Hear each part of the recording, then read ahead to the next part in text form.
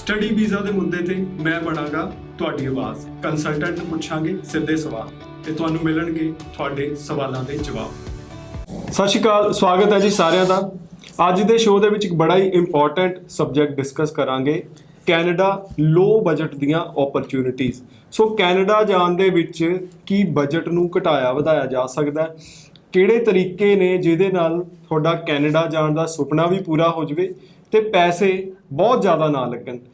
ਸੋ ਬੜੇ ਪੁਆਇੰਟ ਹੁੰਦੇ ਨੇ ਇਹਦੇ ਵਿੱਚ। ਐਕਸਪਰਟ ਜਿਹੜੇ ਕਾਉਂਸਲਰ ਨੇ ਉਹਨਾਂ ਦਾ ਬਹੁਤ ਵੱਡਾ ਰੋਲ ਹੁੰਦਾ। ਸੋ ਅੱਜ ਸਾਡੇ ਨਾਲ ਇਹੋ ਜਿਹੀ ਇੱਕ ਐਕਸਪਰਟ ਕਾਉਂਸਲਰ ਮੌਜੂਦ ਨੇ। ਸੋ ਉਹਨਾਂ ਤੋਂ ਸਮਝਾਂਗੇ ਜਿਹੜੇ ਸਟੂਡੈਂਟਸ ਨੇ ਹਜੇ ਫਾਈਲ ਨਹੀਂ ਲਗਾਈ, ਉਹ ਫਾਈਲ ਲਗਾਉਣ ਤੋਂ ਪਹਿਲਾਂ ਕਿਹੜੀਆਂ ਚੀਜ਼ਾਂ ਦਾ ਧਿਆਨ ਰੱਖਣ ਤੇ ਕਿੰਨੇ ਕੁ ਪੈਸੇ ਬਚਾਏ ਜਾ ਸਕਦੇ ਨੇ। ਸੋ ਮੈਂ ਸਵਾਗਤ ਕਰੂੰਗਾ ਅੱਜ ਦੇ ਸਾਡੇ ਗੈਸਟ, ਬ੍ਰੌਡਵੇ ਇਮੀਗ੍ਰੇਸ਼ਨ ਦੇ ਸੀਨੀਅਰ ਕੰਸਲਟੈਂਟ ਜਗਪ੍ਰੀਤ ਸਿੰਘ ਜੀ ਦਾ। ਸਵਾਗਤ ਹੈ ਜੀ। ਥੈਂਕ ਯੂ ਦੀਪਕ ਜੀ। ਜਗਪ੍ਰੀਤ ਜੀ, ਤੁਹਾਡੇ ਕੋਲ ਜਦੋਂ ਸਟੂਡੈਂਟ ਆਉਂਦੇ ਨੇ, ਕਈ ਵਾਰੀ ਉਹਨਾਂ ਦੇ ਪੇਰੈਂਟਸ ਜਾਂ ਮੋਸਟਲੀ ਉਹਨਾਂ ਦੇ ਪੇਰੈਂਟਸ ਵੀ ਨਾਲ ਹੁੰਦੇ ਨੇ, ਕੀ ਉਹ ਕਹਿੰਦੇ ਨੇ ਕਿ ਘੱਟ ਤੋਂ ਘੱਟ ਪੈਸੇ 'ਚ ਬੱਚੇ ਨੂੰ ਭੇਜੋ? ਬਿਲਕੁਲ ਦੀਪਕ ਜੀ, ਜਦੋਂ ਆਪਾਂ ਇੰਟਰਨੈਸ਼ਨਲ ਐਜੂਕੇਸ਼ਨ ਦੀ ਗੱਲ ਕਰਦੇ ਹਾਂ, ਮੈਂ ਸਿਰਫ ਕੈਨੇਡਾ ਦੀ ਗੱਲ ਨਹੀਂ ਕਰੂੰਗਾ, ਆਸਟ੍ਰੇਲੀਆ, ਯੂਕੇ, US ਕਿਸੇ ਵੀ ਕੰਟਰੀ 'ਚ ਸਟੂਡੈਂਟ ਜਾਂਦਾ ਹੈ ਤਾਂ ਹਰ ਇੱਕ ਪੇਰੈਂਟਸ ਦਾ ਜਿਹੜਾ ਪਹਿਲਾ ਕੰਸਰਨ ਹੈ ਨੌਨ ਅਕੈਡਮਿਕਸ ਨੂੰ ਲੈ ਕੇ, ਉਹ ਪਹਿਲਾ ਕੰਸਰਨ ਹੁੰਦਾ ਹੈ ਫਾਈਨੈਂਸ਼ੀਅਲਸ ਨੂੰ ਲੈ ਕੇ। ਕਿਉਂਕਿ ਪੇਰੈਂਟਸ ਦਾ ਜਿਹੜਾ ਅਹਿਮ ਰੋਲ ਰਹਿੰਦਾ ਹੈ ਉਹ ਸਟੂਡੈਂਟ ਦੇ ਫਾਈਨੈਂਸ਼ੀਅਲਸ ਨੂੰ ਕਵਰ ਅਪ ਕਰਾਉਣ 'ਚ ਹੈ ਤਾਂ ਕਿ ਉਹਨੂੰ ਇੱਕ ਵਧੀਆ ਐਜੂਕੇਸ਼ਨ ਮਿਲ ਪਾਏ।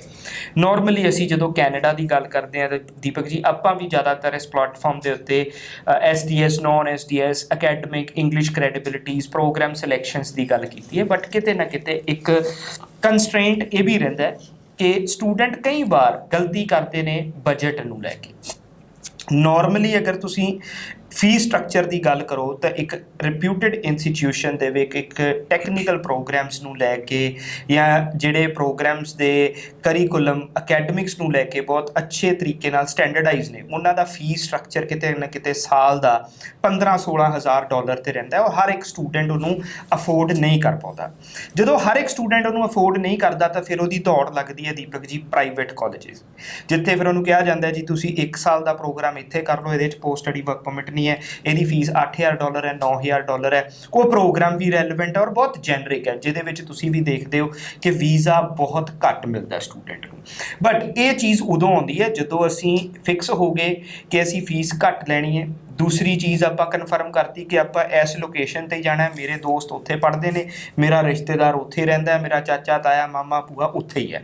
ਬਟ ਅਗਰ ਤੁਸੀਂ ਵੀਜ਼ਾ ਨੂੰ ਲੈ ਕੇ ਫੋਕਸਡ ਹੋ, ਬਜਟ ਨੂੰ ਅਫੋਰਡ ਨਹੀਂ ਕਰ ਪਾ ਰਹੇ, ਤਾਂ ਉਸ ਪੁਆਇੰਟ ਦੇ ਵਿੱਚ ਦੀਪਕ ਜੀ ਮੈਂ ਸਟੂਡੈਂਟ ਨੂੰ ਐਡਵਾਈਜ਼ ਕਰਦਾ ਔਰ ਮੈਂ ਸਟੂਡੈਂਟਸ ਭੇਜੇ ਵੀ ਹੈ ਕਿ ਤੁਸੀਂ ਅਗਰ ਲੋਕੇਸ਼ਨ ਤੋਂ ਬਾਹਰ ਨਿਕਲਦੇ ਹੋ, ਓਨਟਾਰੀਓ, ਬ੍ਰਿਟਿਸ਼ ਕੋਲੰਬੀਆ ਨੂੰ ਇੱਕ ਵਾਰ ਐਕਸਕਲੂਡ ਕਰਕੇ ਦੇਖੋ, ਐਲਬਰਟਾ ਨੂੰ ਲੈ ਕੇ, ਸੈਸਕੈਚੁਅਨ ਨੂੰ ਲੈ ਕੇ, ਐਟਲਾਂਟਿਕ ਪ੍ਰੋਵਿੰਸਿਸ ਨੂੰ ਲੈ ਕੇ, ਜਿਹਦੇ ਵਿੱਚ ਨੋਵਾ ਸਕੋਸ਼ੀਆ, ਨਿਊ ਫਾਊਂਡਲੈਂਡ ਵਰਗੇ ਪ੍ਰੋਵਿੰਸਿਸ ਨੇ। ਇੱਥੇ ਦੀਪਕ ਜੀ ਅਗਰ ਤੁਸੀਂ ਦੇਖੋ ਤਾਂ ਡਿਗਰੀ ਪ੍ਰੋਗਰਾਮਸ +2 ਤੋਂ ਬਾਅਦ $13,000, $14,000, $12,000 ਦੇ ਮਿਲਦੇ ਨੇ, ਜਿਹੜੇ ਕਿ ਡਿਪਲੋਮਾ ਇਕੁਇਲੈਂਸੀ ਦੇ ਨੇ ਔਰ ਇਹ ਪਬਲਿਕ ਫੰਡਡ ਇੰਸਟੀਟਿਊਸ਼ਨਸ ਦੇ ਵਿੱਚ ਨੇ।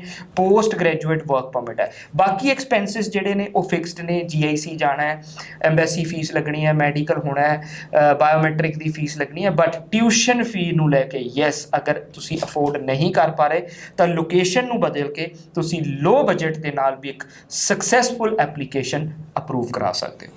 ਸੋ ਕਿੰਨਾ ਕੁ ਫਰਕ ਪੈ ਜਾਂਦਾ ਹੈ ਟੋਟਲ ਸਾਰੇ ਮੈਜਰਸ ਲੈਣ ਤੋਂ ਬਾਅਦ? ਦੀਪਕ ਜੀ ਅਗਰ ਮੈਂ ਬਜਟ ਨੂੰ ਲੈ ਕੇ ਗੱਲ ਕਰਾਂ ਤਾਂ ਓਬਵੀਅਸਲੀ ਜਿੱਥੇ ਓਨਟਾਰੀਓ BC ਦੇ ਵਿੱਚ $16,000-17,000 ਹੈ, ਇੱਥੇ ਆਪਾਂ ਨੂੰ $12,000-13,000 ਤੇ ਮਿਲ ਜਾਂਦੀ ਹੈ। ਮਤਲਬ 2 ਸਾਲਾਂ ਦੇ ਵਿੱਚ ਵਰਕ ਰਾਈਟ ਮਿਲਣਗੇ 100% ਮਿਲਦੇ ਆ ਜੀ। ਡੈਫੀਨੇਟਲੀ ਉਹ ਪ੍ਰੋਗਰਾਮਸ ਯੂਨੀਵਰਸਿਟੀ ਦੇ ਨੇ, ਪੋਸਟ ਗ੍ਰੈਜੂਏਟ ਵਰਕ ਪਰਮਿਟ ਉਹਨਾਂ ਦੇ ਉੱਤੇ ਅਸਾਈਨਡ ਨੇ। ਸੋ ਇੱਦਾਂ ਦੀ ਕੋਈ ਪ੍ਰੋਬਲਮ ਨਹੀਂ ਹੈ। ਔਰ 2 ਸਾਲਾਂ ਦੀ ਕੈਲਕੂਲੇਸ਼ਨ ਲਾਓ ਤਾਂ ਸਟੂਡੈਂਟ $10,000 ਤੱਕ ਦੀ ਸੇਵਿੰਗ ਜਿਹੜੀ ਉਹ ਆਪਣੀ ਕਰ ਸਕਦਾ ਹੈ। ਸੋ ਸਟੂਡੈਂਟਸ, ਪੈਸੇ ਬਚਾਉਣਾ ਬਹੁਤ ਇੱਕ ਧਿਆਨ ਨਾਲ ਕਰਨ ਵਾਲਾ ਮਸਲਾ ਹੈ। ਜੇ ਤੁਸੀਂ ਗਲਤ ਕੰਸਲਟੈਂਟ ਕੋਲ ਚਲੇ ਜਾਓ, ਵਿਦਆਊਟ ਵਰਕ ਪਰਮਿਟ ਵਾਲੀ ਜਗ੍ਹਾ ਤੇ ਤੁਹਾਨੂੰ ਭੇਜ ਦੇਵੇ ਤਾਂ ਲੌਂਗ ਟਰਮ ਦੀ ਕੈਲਕੂਲੇਸ਼ਨ 'ਚ ਮੈਨੂੰ ਨਹੀਂ ਲੱਗਦਾ ਉਹ ਫਾਇਦੇ ਦੀ ਬਜਾਏ ਘਾਟੇ ਵਾਲਾ ਸੌਦਾ ਜ਼ਿਆਦਾ ਹੋ ਸਕਦਾ ਜੀ। ਸੋ ਪੈਸੇ ਬਚਾਉਣ ਲੱਗੇ ਵੀ ਤੁਹਾਨੂੰ ਕਿਸੇ ਸਿਆਣੇ ਕੰਸਲਟੈਂਟ ਦੀ ਲੋੜ ਹੈ ਜਿਹਨੂੰ ਪਤਾ ਹੋਵੇ ਕਿ ਫਾਇਦਾ ਹੋਵੇ, ਨੁਕਸਾਨ ਨਾ ਹੋਵੇ। ਜੇ ਕਿਸੇ ਵੀ ਤਰੀਕੇ ਦੀ ਤੁਸੀਂ ਚਾਹੁੰਦੇ ਹੋ ਕਿ ਪ੍ਰੋਫਾਈਲ ਨੂੰ ਲੈ ਕੇ ਸਲਾਹ ਲੈਣਾ ਚਾਹੁੰਦੇ ਹੋ, ਤੁਹਾਡੇ ਪ੍ਰੋਫਾਈਲ ਵਾਸਤੇ ਕਿੰਨਾ ਘੱਟ ਤੋਂ ਘੱਟ ਬਜਟ 'ਚ ਪਲੈਨਿੰਗ ਕੀਤੀ ਜਾ ਸਕਦੀ ਹੈ, ਤਾਂ ਤੁਸੀਂ ਜਗਪ੍ਰੀਤ ਜੀ ਨੂੰ ਕਾਲ ਕਰਕੇ ਅਪਾਇੰਟਮੈਂਟ ਫਿਕਸ ਕਰਕੇ ਮਿਲ ਵੀ ਸਕਦੇ ਹੋ। ਧੰਨਵਾਦ। ਥੈਂਕ ਯੂ ਜੀ। ਸਟੱਡੀ ਵੀਜ਼ਾ ਦੇ ਮੁੱਦੇ ਤੇ ਮੈਂ ਬਣਾਂਗਾ ਤੁਹਾਡੀ ਆਵਾਜ਼। ਕੰਸਲਟੈਂਟ ਨੂੰ ਪੁੱਛਾਂਗੇ ਸਿੱਧੇ ਸਵਾਲ ਤੇ ਤੁਹਾਨੂੰ ਮਿਲਣਗੇ ਤੁਹਾਡੇ ਸਵਾਲਾਂ ਦੇ ਜਵਾਬ।